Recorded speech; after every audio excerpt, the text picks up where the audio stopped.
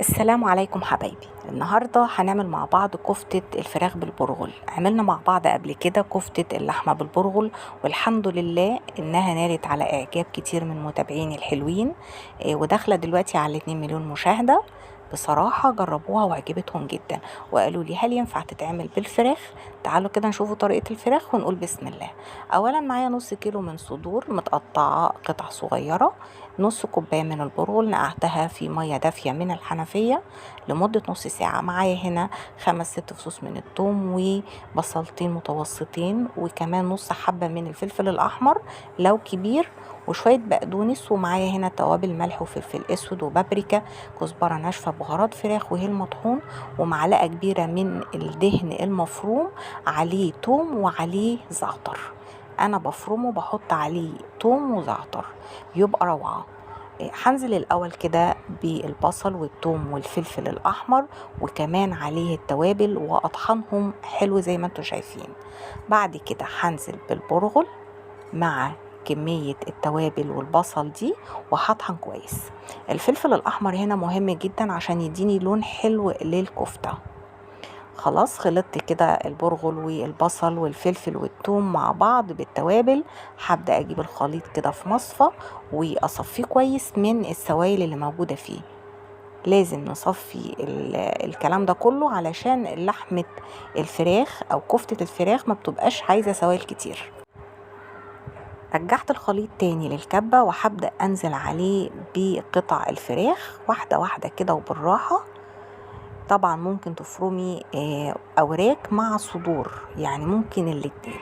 بعد كده هنزل بالدهن المفروم، ولو مش متاح عندك الدهن المفروم زي ما قلنا ممكن يتحط معلقة سمنة كبيرة.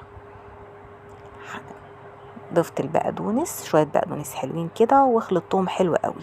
خلاص بعد ما اتخلطت كويس نزلت عليها بمعلقة كده صغيرة مليانة من البيكنج باودر ومعلقة كبيرة من البقسماط المطحون، وهشيلها في التلاجة لمدة نص ساعة.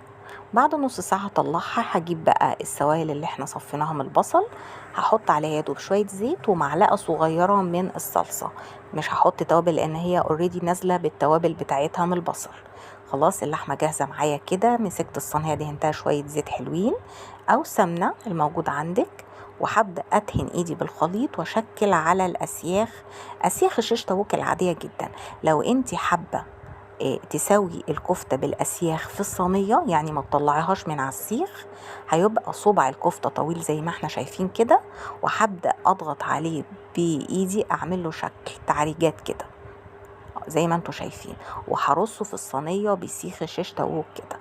اما لو حابة بقى ترصيها في الصينية من غير أسياخ زي ما انا هعمل، هيبقى صبع الكفتة يعني اقصر من كده شوية، علشان تعرفي تشيليه من على السيخ وتعرفي تحطيه في الصينية ويتشكل معاكي بسهولة. زي ما انتوا شايفين بشكله بكل سهولة وبحطه برصه كله جنب بعضه. اهم حاجة ان انا ادهن ايدي من الخليط ده كويس.